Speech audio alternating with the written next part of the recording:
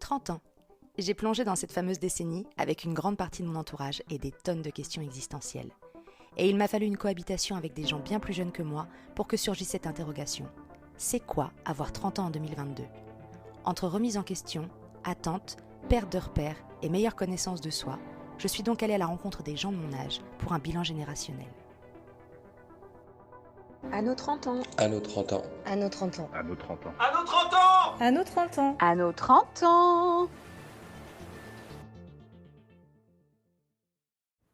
Bonjour et bienvenue dans ce nouvel épisode de À nos 30 ans. Et c'est un épisode enregistré en grande nervosité puisque on n'arrive pas à se lancer avec Alexis que je reçois aujourd'hui, qui est en pleine forme et que je vais laisser en galère se présenter puisque comme ça je ne parle pas. Merci beaucoup.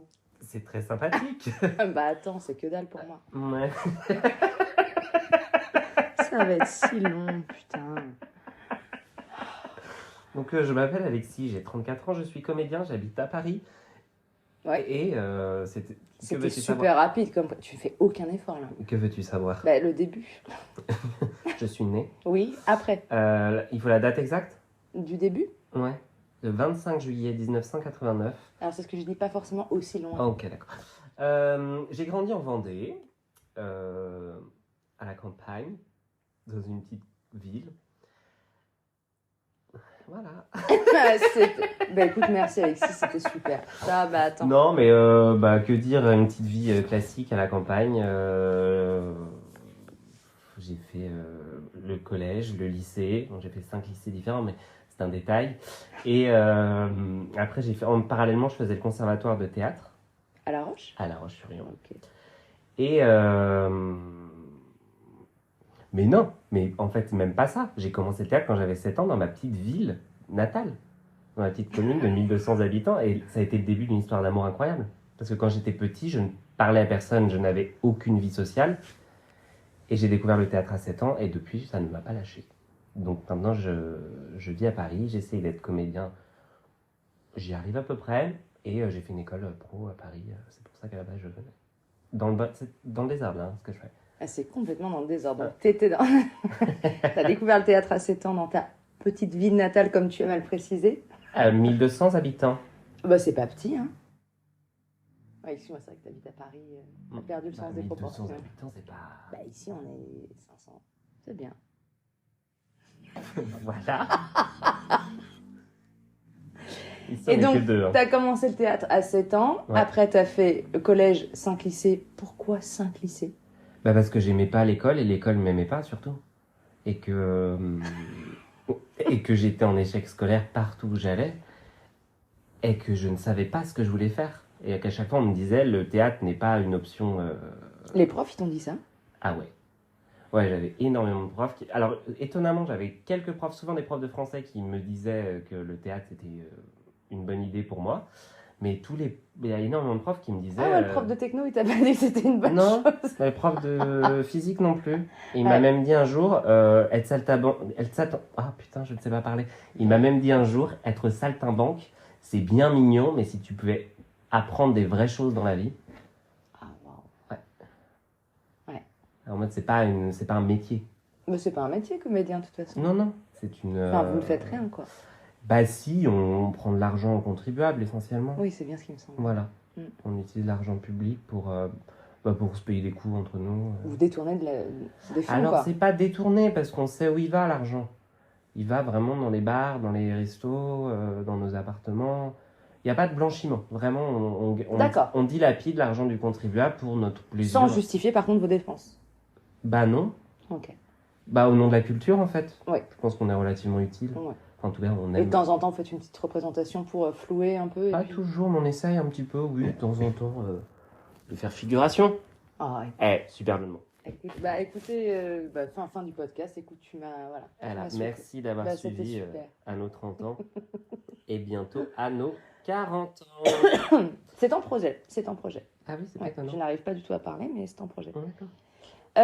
Donc, découverte du théâtre à 7 ans. Donc, tac, collège, lycée. Et donc, t'as bossé un peu après le lycée, si je me trompe pas. Enfin, t'as travaillé un peu en restauration. Ouais, alors en fait, ça fait partie d'un de mes lycées, c'est que comme j'avais pour projet d'aller faire une école de théâtre à Paris, je m'étais dit, il faut que il faut que je connaisse un métier pour travailler à Paris, pour payer mon école de théâtre. Et je me suis dit, quel est le métier le plus simple à trouver? C'est serveur. Ouais. Donc j'ai fait un BEP hôtellerie-restauration après avoir raté mon bac de Ok. chimie. Ok.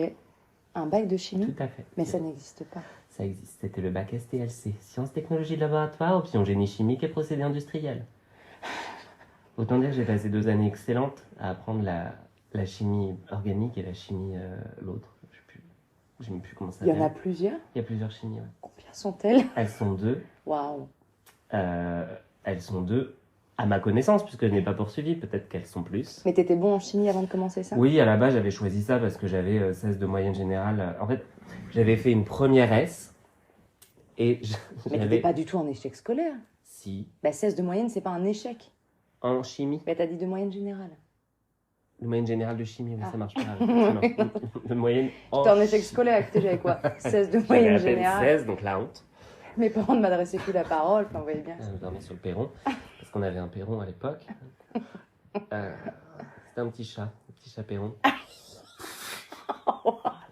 Ça va être Ça va, ouais. très très long. J'espère que t'as quand même des meilleures infos à proposer. Après. Je sais plus où j'en étais du coup. Tu dormais sur le perron? Non, Non, t'étais en chimie, chimie, t'avais bref. 16 de moyenne. En fait, j'étais en première S et j'avais 16 de moyenne en chimie et 3 de moyenne dans toutes les autres matières. Donc on m'a fait rétrograder en seconde et l'année d'après, j'ai choisi une filière de chimie parce que j'étais naturellement... Attends, ils t'ont fait rétrograder en seconde? Ah, c'est la première fois de ma vie que j'en entendais parler. C'est-à-dire que j'ai fait le début d'année en première et après les vacances de Noël, je suis arrivé dans une classe de seconde et c'est grave gênant parce qu'ils m'ont tous dit « Ah, t'es nouveau, t'étais dans quel lycée avant ?» Je dis, bah, dans celui-là, mais dans la classe au-dessus, en Je n'ai première S. jamais entendu ça de ma vie. Grave gênant. C'est horrible, mais attends, mais t'as repris le programme en cours de route? Ouais, et surtout qu'en plus, il y avait une matière particulière dans cette seconde-là, c'était une grande spécialité médicale ou je sais pas quoi. On apprenait les terminologies médicales, les IRM, et du coup, je prenais le cours au milieu de l'année. Donc il te manque la moitié des Il me infos. manque la moitié des infos, c'est un enfer. Et donc après, j'ai fait de la chimie. On dirait qu'ils ont fait une erreur en te faisant passer qu'en fait, à Oui. mi-année, ils se sont dit non, il faut vraiment qu'on le ramène là où il était, quoi. Oui, mais c'est ça. En fait, comme j'ai changé de lycée après la seconde, ils ont dit, mais ils t'ont fait passer, mais t'as vraiment pas le C'est niveau. nul, quoi. Bah, le premier cours de maths en première S, c'était un enfer. La prof, elle dit, on va faire un contrôle. Déjà, première S, quel est ce monde où le premier jour de cours, on te dit, on va faire un contrôle. T'as Il y a rien quelqu'un appris. qui n'aime pas son métier. Voilà. Et donc, contrôle des bases. Et la première question, c'est pas une base, je ne connais même pas. Excusez-moi, je l'ai pas appris, ça. Ouais. Ouais. Et voilà. Et du coup, elle me dit, bah, c'est le produit en croix. C'est-à-dire qu'on t'apprend ça. C'est les additions, Ouais. Alexis. Enfin, on voit ça en CM2, quoi. Le petit plus, ça veut dire que tu ajoutes. Ah, bah oui, mais personne m'avait Mais dit. j'ajoute quoi, du coup? Oh, waouh. Et donc, ouais, c'était un peu gênant. Donc, ils m'ont fait rétrograder parce que j'avais pas les bases. Et ce qui est... Je sais pas où est l'erreur de m'avoir fait passer en première S ou de m'avoir fait rétrograder ou de m'avoir envoyé au lycée. Rétrograder? C'est incroyable, quoi. C'est ça le mot, rétrograder? Bah, je pense. Bah, oui, bah, de toute façon, c'est... Redoubler, ouais. Non, redoubler, tu refais Ah toute oui. l'année. Et bref, du coup, j'ai fait à la base un BEP, après un BEP en hôtellerie-restauration pour pouvoir être serveur à Paris pour payer mon école de théâtre. Et étonnamment, ça m'a pas mal plu parce que c'est un métier qui bouge pas mal, tu vois pas mal de monde, tu t'ennuies pas vraiment. Ok. Et je me suis un peu oublié, donc j'ai travaillé 3 ans en tant que serveur. Ah, putain, quand même. Ouais. Et t'as réussi à mettre de côté et tout? Pas du tout. Ok, yes, super. Bravo, le projet de se payer. Merci. J'ai rien mis de côté du tout et surtout je me suis dégoûté de la restauration parce que c'est un milieu très ingrat et je m'entendais avec aucun de mes patrons puisque les patrons en restauration du moins à l'époque et dans les restos où je travaillais avaient tendance à croire que je faisais également partie de l'entreprise comme eux. C'est-à-dire que j'avais aussi des parts dans l'entreprise et que travailler 90 heures par semaine, bah, fais un petit effort Alexis. T'es pas en mi-temps, quand Comment même. ça, des jours de repos? Pourquoi faire? Putain.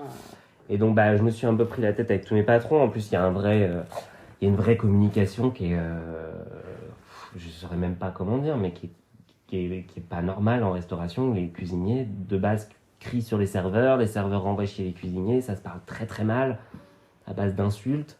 Il y a un truc qui est alimenté comme ça, une espèce de guerre entre des collègues, parce qu'on est censé travailler tous ensemble pour servir des clients, et au final, tu te prends la tête avec des clients, après tu te prends la tête avec des cuisiniers. Donc c'est pas sain du tout. Et donc quand je suis allé à Paris pour faire mon école de théâtre, j'ai arrêté la restauration au final et j'ai travaillé chez Decathlon. Voilà. Ah non, ça c'est un sacré revirement. On me Chez l'a dit Decathlon comme à ça. Paris. Ouais. Ok, et t'as commencé ton truc de théâtre. J'ai fait mes 3 années d'école. Et ça c'était cool. J'ai un peu Écoutez, je me déchanté. suis pas entendue avec mes patrons. Parce qu'il y a un vrai problème de communication entre les profs et les élèves. C'est vrai, ceci dit. Non, les écoles de théâtre privées, il y a vraiment un Genre côté, comme le cours Florent, des trucs ouais, comme ça. Ça c'est privé. Ouais, c'est Ok. des écoles privées. Après les cours Florent, il y a une classe ouverte et gratuite, Ok, qui est une classe d'excellence qui s'appelle la classe libre. ok. Mais les écoles de théâtre privées, c'est un peu à double tranchant. C'est-à-dire que tu payes quand même environ 3 000 € l'année.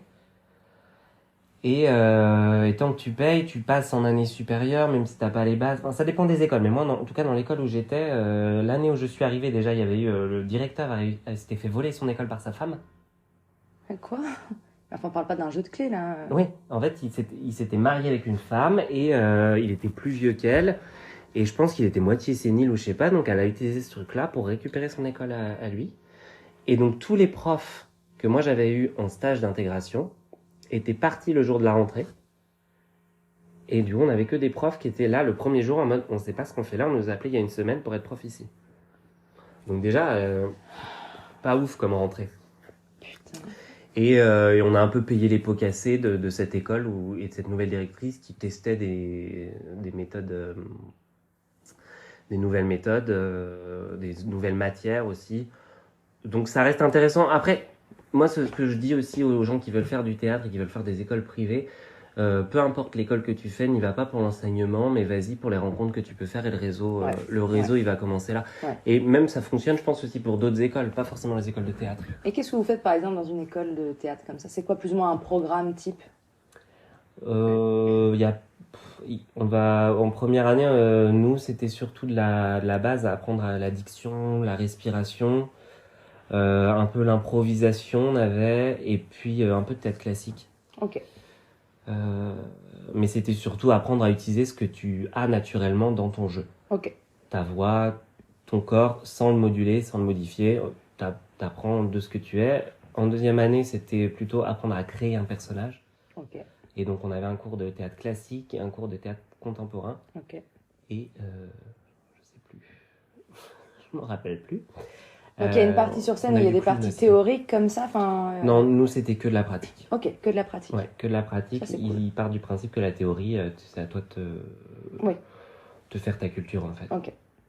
Et est-ce que pendant cette période-là où tu étudiais le théâtre à Paris, tu t'es allé voir des spectacles ou des trucs comme ça? T'as profité d'être à Paris Pas trop, j'ai jamais trop aimé aller au théâtre, étonnamment. T'aimes pas ça en Non. tant que spectateur? Ouais, Ok, parce que d'accord. je suis trop dans l'analyse, je suis trop dans le... Ah oui, t'arrives pas à lâcher.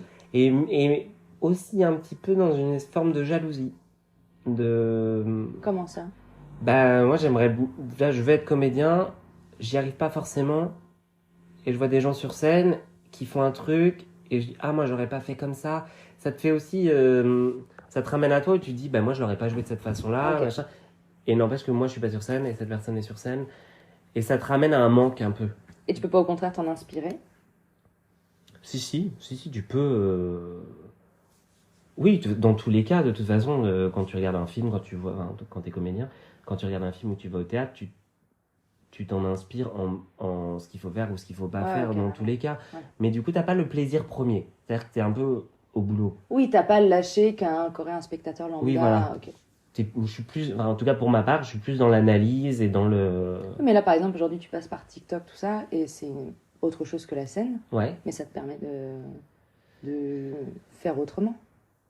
Oui, ouais, parce que j'ai remarqué, on a l'air des réseaux sociaux quand même, et que malheureusement, le milieu du cinéma et du théâtre étant relativement fermé, faut essayer de se faire voir, un peu comme on peut, Enfin oui, comme on peut, et les réseaux sociaux, c'est une bonne vitrine pour ça, mais c'est un peu aussi au petit bonheur la chance, donc...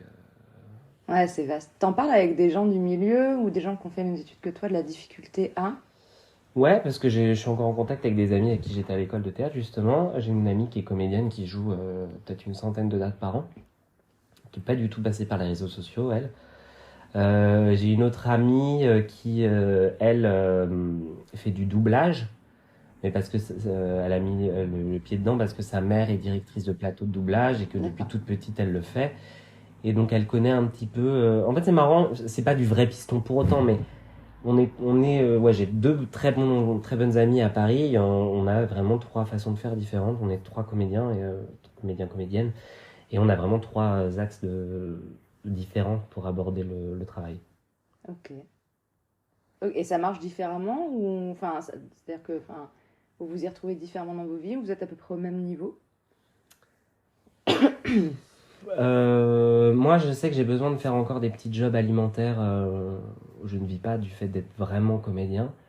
Mon amie qui joue 100 dates par an, elle fait que ça. D'accord.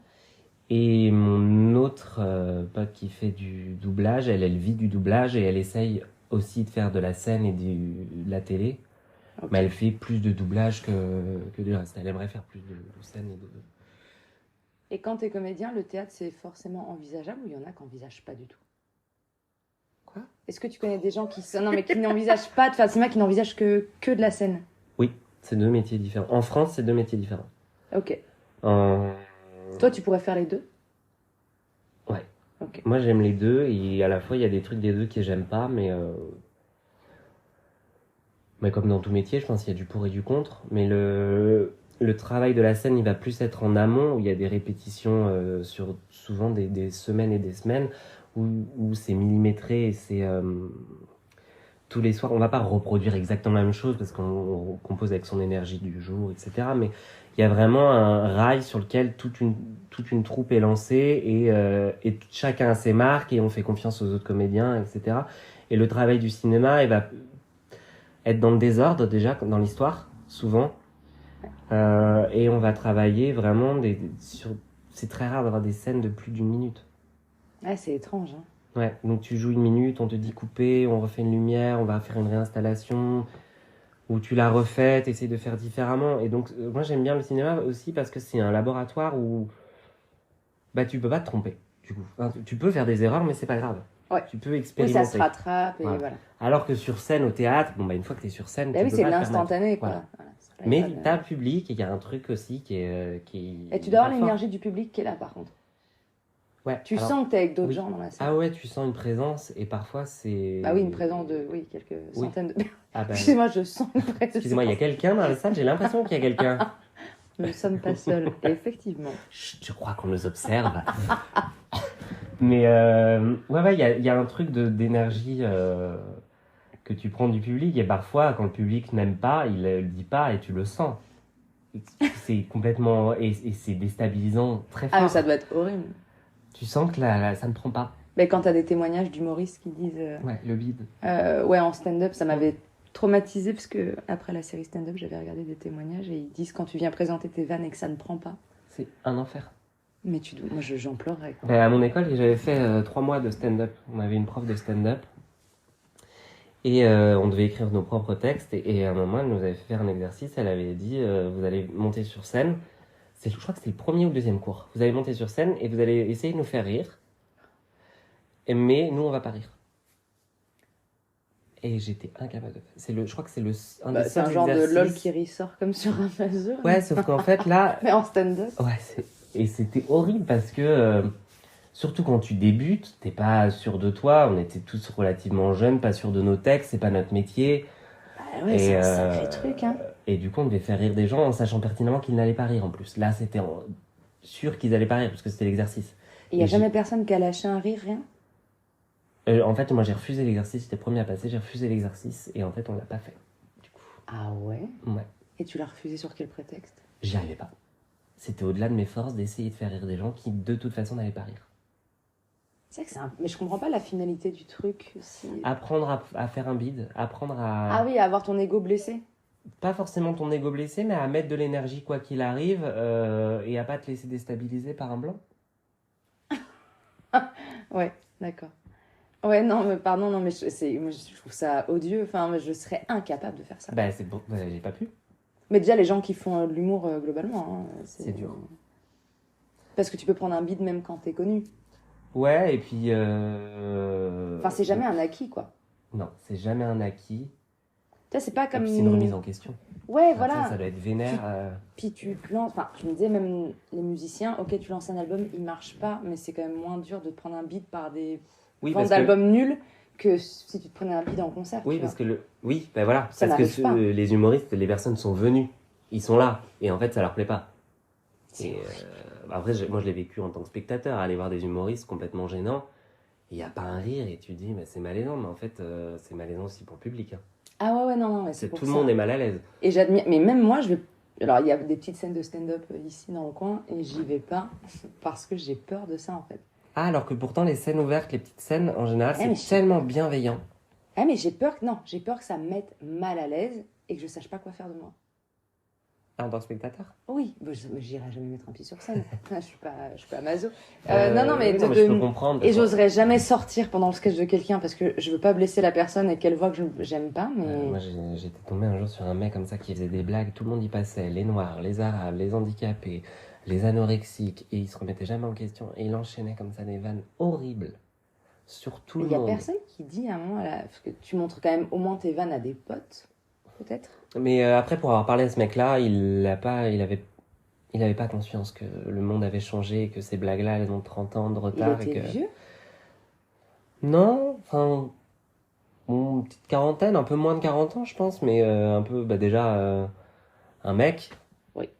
Un mec hétéro. Oui. Donc pas au courant forcément de certaines problématiques sociétales, ou en tout cas pas au courant, mais pas qui voulait pas l'admettre. Et donc oui, même des blagues sur les meufs étaient en mode... Ouais.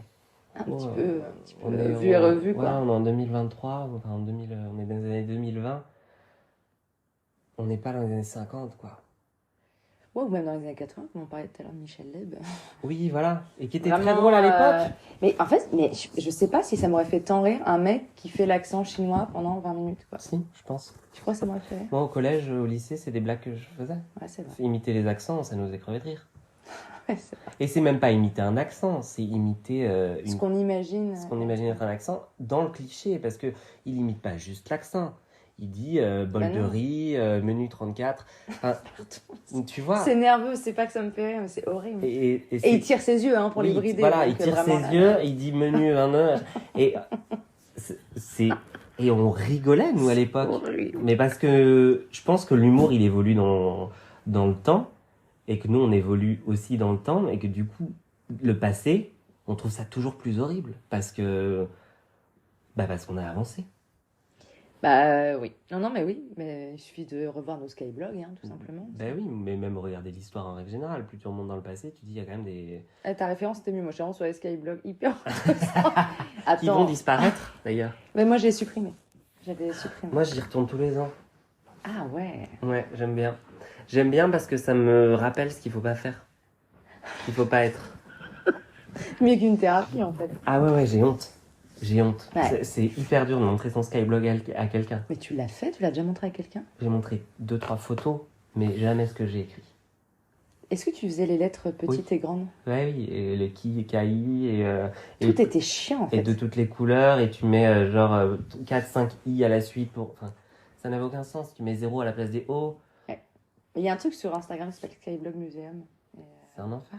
Et qui publie des trucs marqués juste moi, avec des photos hyper autocentrées. Enfin, après, c'était vraiment le premier lieu d'expression publique comme ça C'est sur Internet, quoi. l'ancêtre du réseau social. Je pense qu'un jour, les gens ils vont voir leur compte Insta et vont faire « Oh, waouh, ça va vieillir comme tout. » Je sais pas. Bah, aussi.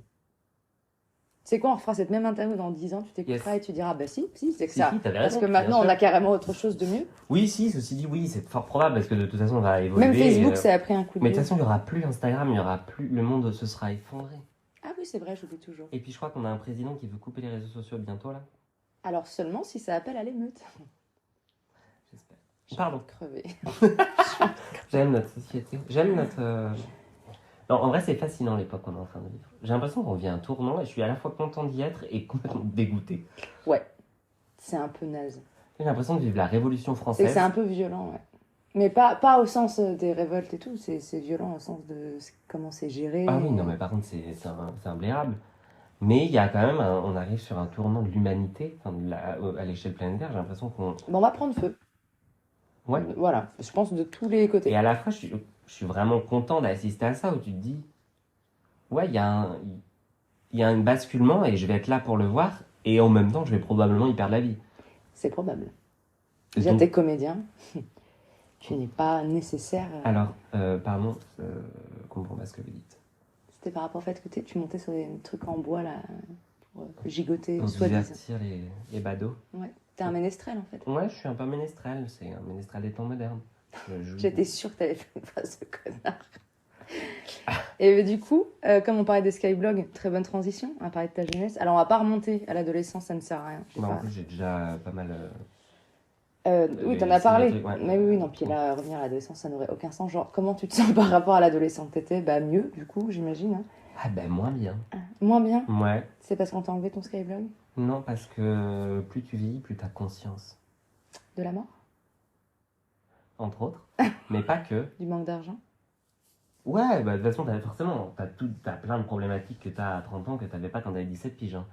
Mais là, moi, ce serait plus autour de la vingtaine. Mais après, tu vas me dire, ça marche aussi. On va dire aux alentours de ce qu'on appellerait, tu sais, la fac. La quoi? La fac. Ah, Est-ce qu'il y a... après, ça marche si déjà tu te sens moins bien qu'à 10 ans. Est-ce que tu te sens moins bien quand tu avais une vingtaine d'années?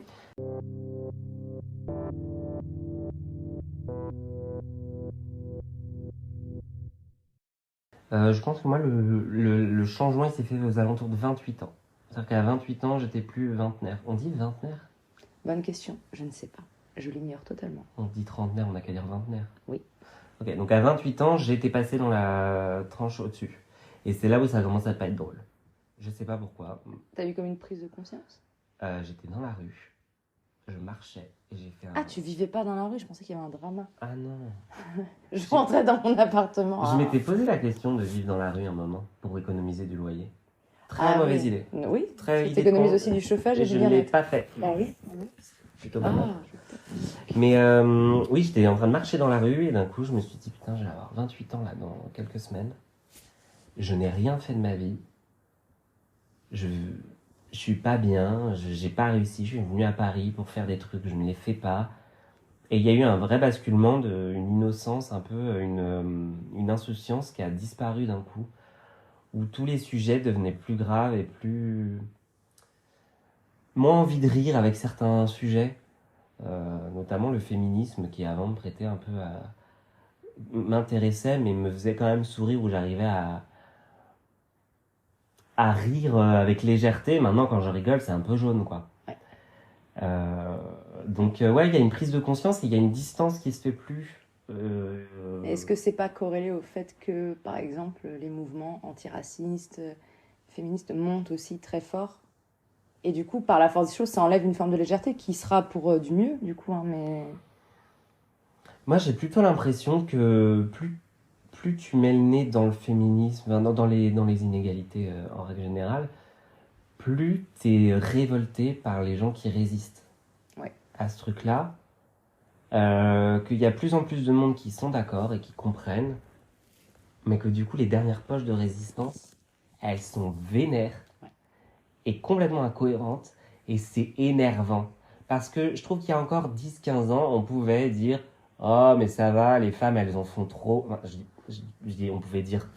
On l'entendait souvent, et on pouvait dire « Oui, moi je suis féministe, mais je trouve que leur façon de s'exprimer, ça dessert la cause. » Maintenant, quand j'entends cette phrase, bon, moi j'ai envie de mettre des coups de boule, même si la violence n'est pas la solution. Ouais. Non, mais je comprends. Moi, il y a des moments où je le prends avec plus de recul. Il y a des moments et ouais, je pense que quand tu te rends compte que les derniers à résister sont vraiment vénères, ça te rend fou. Bah, ils flippent, hein. Je pense qu'ils ont peur. Je sais pas. Bah, ils ont peur de perdre un confort, ce qu'ils imaginent être un confort d'expression. Mais... Ou d'attitude, ou... Ouais, mais la liberté d'importuner, peut-être. Mais quelle honte. Non, mais c'est trop bizarre. Donc, est-ce que c'est le fait d'avoir vieilli ou d'avoir... Et je pense qu'il y a une insouciance qui disparaît, de toute façon. Ouais, c'est ça. Ouais, c'est un peu triste, et en même temps, c'est bien. Enfin, c'est très bizarre.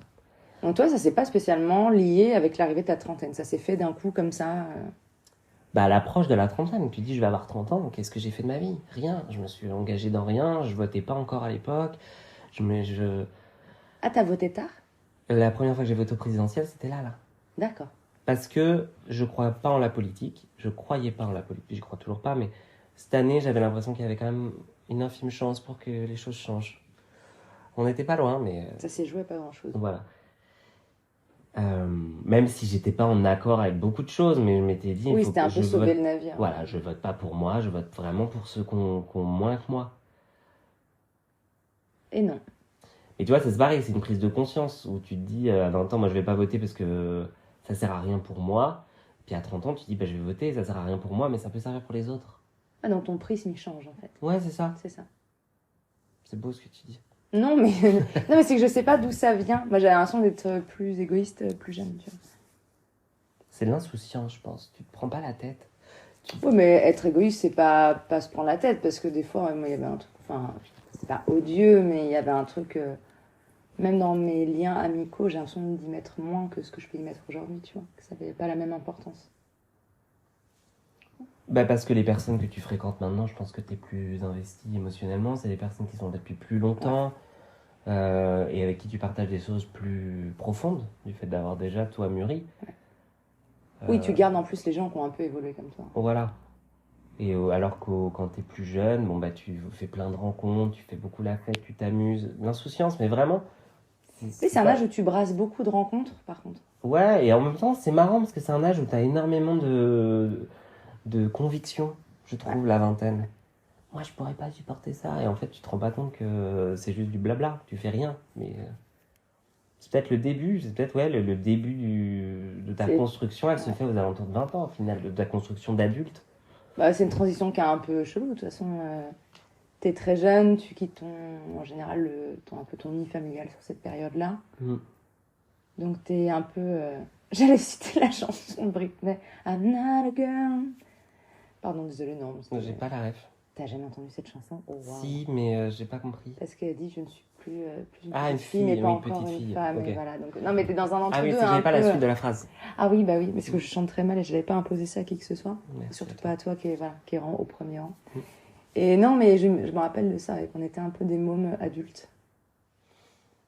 Oui, c'est un peu mignon, mais maintenant, quand je vois des jeunes de 18 ans, et déjà, je déteste dire des jeunes de 18 ans, mais je comprends maintenant pourquoi on m'appelait un jeune... Est-ce que tu dis quoi, Koubé? Oui, naturellement. tous les matins. C'est quoi? Koubé. Oh. Et je trouve ça mignon, cette rébellion. Et en même temps, là, les jeunes ont d'autres préoccupations.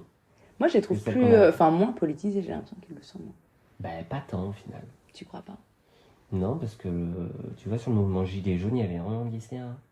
C'est vrai. J'ai l'impression qu'on est deux vieux en train de déblatérer la jeunesse alors qu'on parlait de toi. Donc, tu te sens... à nos 70 ans. Et 1959, la fin du vin rouge dans les écoles.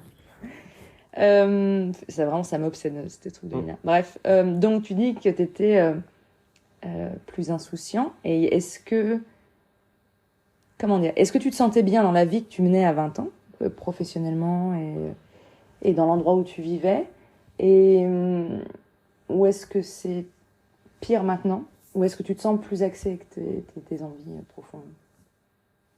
Ah là là. Quand j'avais la vingtaine, peu importe où j'étais content.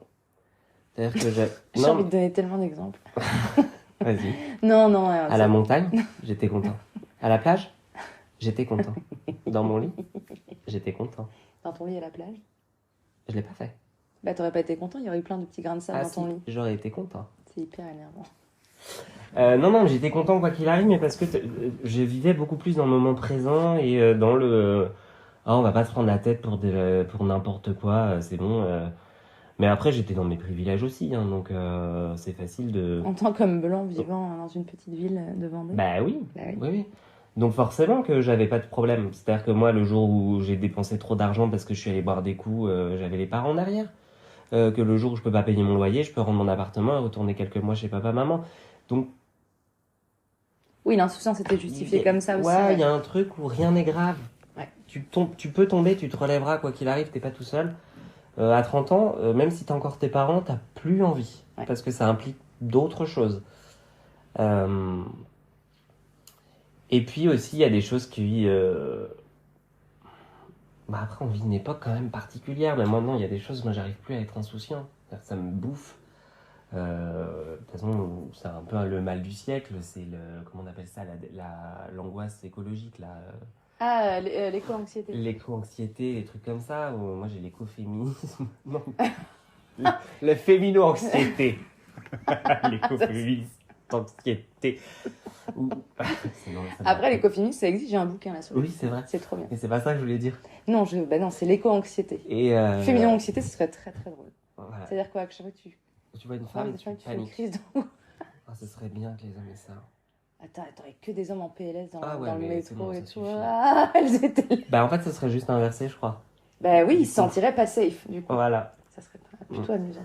Mais ouais, et le validisme décomplexé, tout ça, maintenant, ça me rend malade. Alors qu'avant, je disais, ah, bah, c'est pas grave, les gens ils veulent pas comprendre, tant pis pour eux. Et maintenant, je me rends compte à quel point ça peut atteindre violemment dans la société les femmes, les personnes en situation de handicap, les personnes LGBT. En fait, il y a toutes ces inégalités dans la société maintenant me rendent... Tu vois en fait concrètement le mal que ça fait. Peut-être parce que maintenant je vis dans une grande ville, je sais pas. Oui, puis les réseaux viennent aussi étendre, enfin, tu vois, Ouais. les propos sont vachement plus vastes. Et bah, du coup, ça répond un peu à la question que j'allais te poser. Donc, comment le monde extérieur, il t'impacte? Bah, là, en fait, c'est ce que tu dis, ça a impacté ton insouciance de jeune.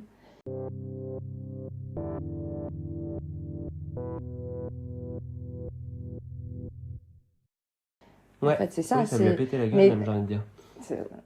Ah, carrément, le monde, il a cassé la gueule à ta jeunesse. À mon innocence. Ouais. Ouais. Ah oui, oui, oui. Non, mon moi enfant, il est, s'il est encore vivant, il est mal en point. Le fameux enfant intérieur. Ouais, Ouais. ouais, je pense qu'il est enfermé dans une cave. Je vais Waouh, arrêter c'est le là. silence des agneaux. Ton enfant intérieur, c'est le silence des agneaux. C'est ça, je- une victime de Marc Dutroux. Ah oui. Mm. Ah, oui. Ah oui, oui, Ah bah, ils ont été on l'a nombreux. très très malmené, je vais pas Mhm. dire comment, par respect pour les oreilles qui nous écoutent. Mais non, non, l'enfant, ouais, je pense qu'il pleurerait maintenant, l'enfant, s'il voyait. Bien que... Et du coup, tu arrives à trouver justement par rapport à ça, vu que c'est un peu la thématique de l'enfant intérieur, est-ce que tu arrives à trouver des sources de joie justement pour pas disjoncter? Parce qu'on sait aussi que l'ultra militantisme sous quelque forme que ce soit, c'est épuisant, c'est fatigant d'aller retrouver après des... Parce que tu finis par en parler, ce qui est très bien. Mais ça heurte, surtout qu'actuellement on a un flux d'infos, en tout cas sur Ah ouais. toutes les formes de maltraitance, effectivement, comme tu dis, sur le homophobe, sexiste et autres, évidemment. Et donc, est-ce que tu arrives à trouver, toi, justement, des sources de joie pour pas disjoncter ce que tu me dis je sais pas si t'as envie de t'étaler dessus, mais que tu as fait une dépression. Ouais, C'est un peu, j'ai l'impression que c'est un peu l'apanage de la trentaine. oui, je pense, on nettoie un peu le karma de nos ancêtres C'est aussi. ça. Mais... C'était quoi la question? Est-ce que tu trouves des sources de joie Ah, des sources de joie. Oui, il y en a ou forcément, d'apaisement, et très souvent, c'est les amis que je me suis fait, qui sont des amis que j'ai depuis des dizaines, enfin maintenant on peut dire, on est potes depuis 20 ans. Enfin. Ouais. Et quand on s'entend dire ça, c'est un peu hallucinant, mais c'est des gens qu'on a choisis, qui sont notre famille, notre vraie famille, parce qu'on les a choisis, avec qui on peut être triste, on peut ne pas être bien, Ouais. et au final, le fait de pas avoir apporté ce masque de je vais bien, tout va bien, avec des personnes, nous aide à récupérer le sourire naturellement. Ça fait du bien de se ressourcer auprès des gens qu'on aime. Moi, je pense que oui, mon bonheur, il vient surtout Des gens qui t'entourent. ouais, des gens qui m'entourent et de ces rares moments d'insouciance qu'on peut avoir quand on se retrouve finalement simplement l'été à boire un verre en terrasse et puis ça s'éternise et parce que maintenant on a les moyens de le faire aussi. Ouais. C'est un peu le bon côté d'avoir 30 ans, c'est que on a en général plus les moyens de profiter comme on veut le faire. Bah alors après, moi actuellement je suis au chômage, donc je profite moyennement. C'est fou. Ah, on profite quand même. Non, mais attends. Tu profites différemment. Oui. Tu profites avec les moyens qu'on te Puis donne. après, moi je profite différemment. Quand j'étais là, je te dis, je suis allée marcher dans la forêt, ça peut me faire du bien, tu vois. Oui, voilà. Je suis presque sûre qu'à 20 ans, je serais pas du tout allée marcher dans la forêt, quoi. Et puis à 30 ans, on se connaît suffisamment pour savoir ce qui va nous coûter en énergie ou ce qui nous recharge, ou ce qui va nous Ouais. recharger. Mais moi, je me rechargeais pas plus jeune. Ben, on se Je rechargeait passais la de nuit. fête en fête, puis j'allais à la fac. Oui, mais ça nous rechargeait en fait, les fêtes. Tu crois? Ça nous épuisait pas? Je crois que ça nous rechargeait. Ah, l'espèce de frénésie de monde et tout. Ouais, tu prenais l'énergie des autres, ils prenaient ton énergie, il y avait un truc où tout le monde vampirisait tout le monde. Et Ouais, alors que moi j'ai l'impression que... maintenant, si tu me refous dans une fête, je décède. Le lendemain, je ne me réveille plus. Ouais. Je suis épuisé. Et d'ailleurs, maintenant, quand j'ai des événements ou des trucs où il y a un peu de monde, un peu de bruit, le lendemain, je peux dormir 12-13 heures et ne rien faire le lendemain parce que j'ai plus de force. Je suis vidé. Ouais, mais moi tous les gens autour de moi, c'est ça. Ouais. Moi j'aime toujours faire la fête, par contre je sais qu'il faut que le lendemain... Ouais, voilà. D'ailleurs j'ai remarqué un truc, c'est que... moi ça m'arrive encore qu'il y ait des potes qui dorment chez moi ou que je dorme chez des potes. Donc déjà les structures pour faire dormir les gens ont bien changé. Oui, il n'y a pas de viande, on dort dans le même lit. J'ai dormi n'importe où. Ouais. Ouais, bah j'ai oui. dormi des fois à plusieurs dans un même lit. Ouais. J'ai dormi par terre, j'ai Et dormi c'est sur très des drôle. bouts de canapé. En plus, ce qui est chiant, c'est quand t'as bu et que tu dors avec plein de gens dans un lit de place, il y a toujours un moment où j'ai hyper chaud. Bah oui, t'es au J'ai milieu. soif. Oui. La bouteille est loin. Je suis obligée d'enjamber des gens. Et il fait nuit, tu Il fait marches nuit, sur des t'es pas visages, chez toi. tu marches sur des mains. C'est horrible. Le lendemain, c'est dégueulasse, t'as la pâteuse, t'as envie de rentrer chez toi. Et justement, j'ai remarqué de plus en plus que mes potes, ils rentrent chez eux. Et à un moment, je me disais, bah, les gens me détestent. Et en fait, sinon, je fais pareil. Je pense qu'il y a une envie de faire un peu plus de route, rentrer chez toi. Par contre, le lendemain... Oui, puis il y a aussi, on a créé nos cocons. Ouais. À 25 ans, tu profites du cocon de tout le monde. Ouais. Enfin, avant 25 ans. Ouais. Peu importe où t'es bien. Et il y a aussi... Peut-être qu'on est plus sensible aux énergies, je sais pas. Il y a peut-être Ben, un on se truc, connaît mieux. Et puis on fabrique moins d'énergie, donc on est plus facilement fatigué. Hein. Et là, on dit ça, on a la trentaine, mais imagine à 40, 50 ans. Moi, j'ai très peur pour la suite. En même temps, j'ai hâte, mais j'ai très peur. Ouais, je sais pas, peut-être ça sera différent. Hein. Je pense que je serai Peut-être qu'on fatigué. sera mort, tout simplement, parce que le monde sera fini, souviens-toi. Oui, bah, on croise les doigts. Ou alors, il me faudra de l'énergie pour aller de nouveau chasser, parce que... Super, j'ai hâte. En tant que végétarien, on va bien rire. Puis c'est vrai que c'est facile. J'allais dire, on va chasser des bisons. Ce matin, je sais que ça existe pour de vrai. Et en plus, je me dis qu'il y avait un élevage de bisons. Oui. Bah, pourquoi on irait chasser? Il suffit juste d'aller dans l'élevage. Oui, mais en fait, le monde sera effondré. Hein? C'était la thématique. Eh ben, on ira juste 2 minutes avant l'effondrement du monde. On ira choper 2-3 Mets bisons. ton minuteur. Puis je pense qu'on va être très à l'aise de tuer et dépecer un bison. Moi, j'ai très hâte de pouvoir tuer des êtres vivants en les regardant dans les yeux. Sachant que je mange pas de viande depuis 5 ans maintenant. Et je me tâte, honnêtement, à faire un bain de leur sang. Je crois que c'est bon pour la peau. Bah, c'est forcément, bon, de toute façon, c'est de l'animal mort. Donc, Mais je crois que c'était avec les jeunes vierges, tu vois, je le confonds. Mais la vierge J'ai n'est... toujours confondu les Mais bisons alors, avec les attends. jeunes vierges. Est-ce qu'une jeune vierge n'est pas un animal? Selon l'époque dans laquelle on se trouve. Mais je vais y réfléchir. Voilà, ce sera la fin. Eh bien voilà, c'est sur cette question ouverte que nous terminons le podcast. Est-ce Non, que mais c'est vrai finalement... qu'au Moyen-Âge, les jeunes vierges n'étaient rien d'autre que des animaux. Hein. Et les femmes. Non, Oui, peut-être pas voilà, au Moyen-Âge. Au Moyen-Âge, ça allait. Bah, de toute façon, que t'étais soit vierge, soit sorcière. Hein. J'ai l'impression que c'était très binaire. Enfin, quoi qu'aujourd'hui, t'es maman ou pute. Hein, donc, Oui, mais il y a les mamans putes. Non, je crois pas. Ah, si. Il y a des... Si, tu sais, c'est les femmes, enfin les femmes, les jeunes filles de 16 ans qui sont enceintes parce qu'elles ont... Oh là là, les salopes. Ou les tu femmes sais. qui ont des comptes OnlyFans aussi, c'est des grosses Oh là là là là, mais celle-là, moi je... Ah bah, elle se respecte là pas, hein, là, de toute c'est façon. un truc de fou. Hmm. Ouais, j'ai hâte de savoir ce que les gens vont penser en entendant ça. Bah, je ne sais pas. Je Tu- pense qu'ils vont penser tu comme penses que nous. je peux Parce dire- qu'il Hashtag humour. Parce que ça c'est pareil, sur les réseaux, sur internet. faut mettre hashtag humour. Bah, moi je me suis fait prendre la tête. On m'a dit, t'es complètement raciste. C'était une blague. Justement, je me moquais des racistes. Ah ouais. Ah oui, les gens n'ont plus. Est-ce que tu regardes le profil des gens qui te laissent des commentaires pas cool? J'aimerais dire non, mais je le fais. Et alors? Ils ont très souvent une étoile de lys dans leur pseudo. Ah, mais Enfin, une ouais. fleur de lys. Et le drapeau français, des fois? Mm. Moi, ils me font peur. J'ai peur qu'ils me tuent. C'est fou. Ben, moi, ils me font peur. Oui, ben, ça fait partie de ce qu'on disait au tout début, la poche de résistance. Ah, mais c'est eux, ultra-vénère. ils sont jeunes, quoi. En fait, quand comme disait, la poche de résistance, elle est âgée, Ah non. j'ai moins peur, parce que je me dis bientôt c'est le cimetière, donc... Mais non, pas du tout. Mais en fait, il y a des très très jeunes. Ouais. Nous, on a une génération à peu près. Ça va. Et les trentenaires d'aujourd'hui.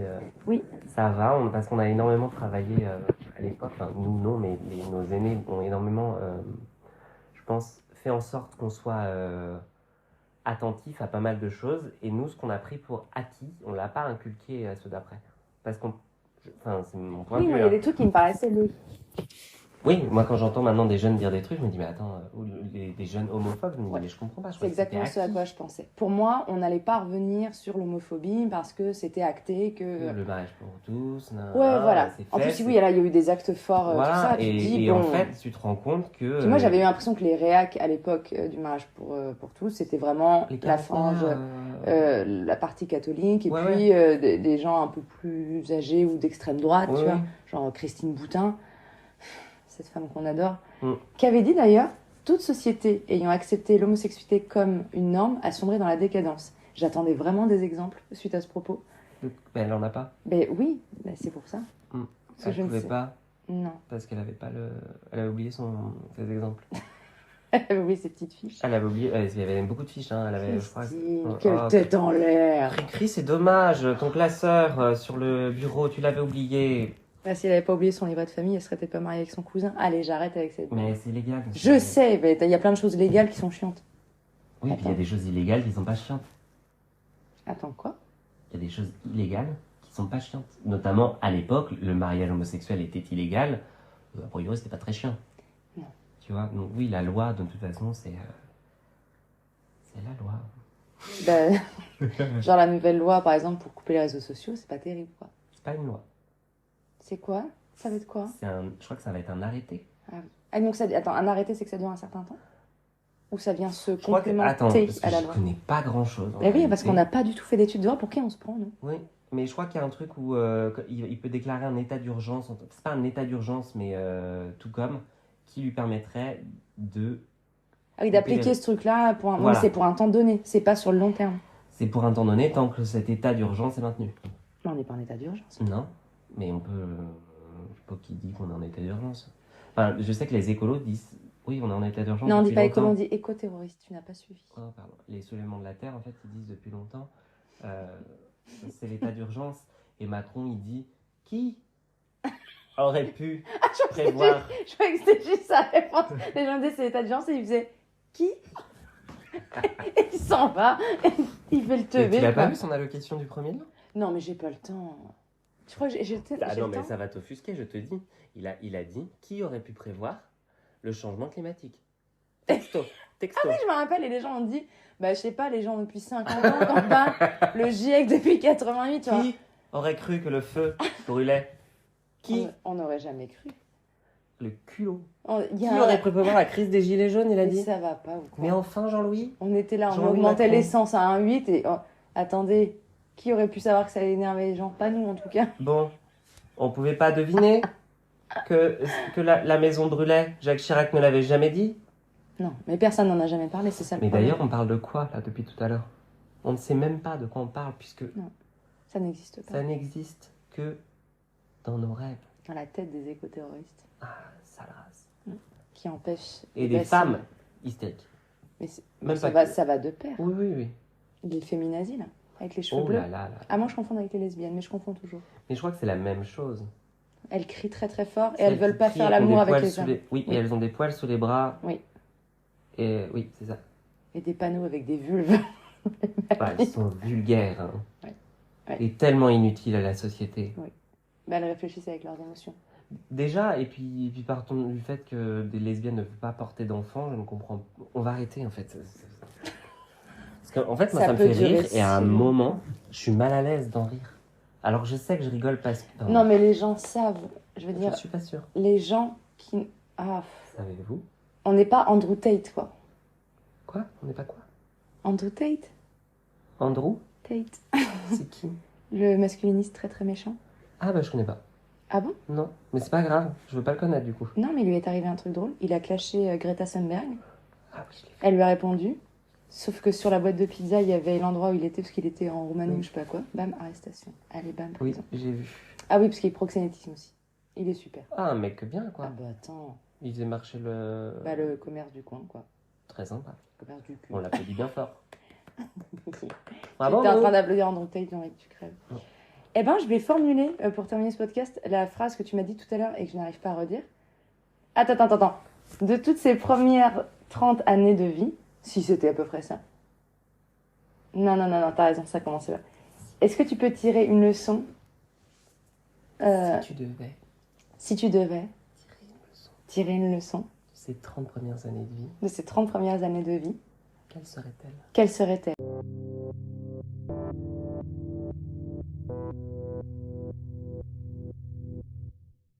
Alors du coup, j'avais énormément planché sur la question, mais pas sur la réponse. J'en ai pas la moindre idée. Une leçon de vie Si, forcément. que moi, trentaine, dirais à quelqu'un de 20 ans ou... Ou oui, et oui, voilà. Ou même toi aujourd'hui, qui te Écoute-toi. permet de prendre soin de toi, Ouais. d'avancer. Je dirais écoute-toi. Déjà, je trouve qu'on parle pas assez de l'instinct. Moi, ce qui m'a toujours sauvé dans la vie, c'était l'instinct. Toutes les fois où je suis allé contre mon instinct, c'était des catastrophes. Et les fois où je l'ai écouté, même quand ça paraissait un peu absurde, en général, ça s'est relativement bien passé. Donc, se faire confiance et s'écouter et se reposer. Alors, pas forcément dormir, mais se préserver, je dirais. En se rechargeant, comme tu disais. Ouais, se recharger et ne pas donner d'énergie à des gens qui, dans tous les cas, c'est pas qu'ils ne méritent pas, mais comment dire, donner de l'attention à des gens qui te rendront rien, qui t'apporteront rien, à part te prendre ton énergie, il faut plus faire ça. Je pense que c'est ça, moi, qui m'a... De pas faire des fuites énergétiques. Ouais, tu perds énormément d'énergie quand t'es plus jeune, mais t'en as à revendre, donc c'est moins grave. Ouais. Puis je crois que ces expériences-là te permettent justement après de jauger à qui tu donnes ton énergie. C'est pas faux. Donc finalement, vis ta vie. Ouais. Alors, Carpe diem, comme disent les gens. Pas du tout. Alors, C'était- ils disent non, plus vraiment, ça. rien à voir. après, il peut YOLO, mais c'est pareil. C'est vrai qu'on a eu une génération de tatouages carpe diem. Ouais, et YOLO après, et maintenant, c'est One Life. Enfin, maintenant, tu vas voir que quand ça va sortir, ce sera encore autre chose. Ça va être quoi, Booba.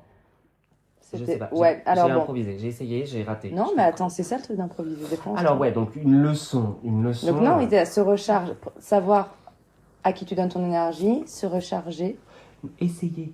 essayer. Tomber, c'est bien, ça, tu vois, essayer. essayer.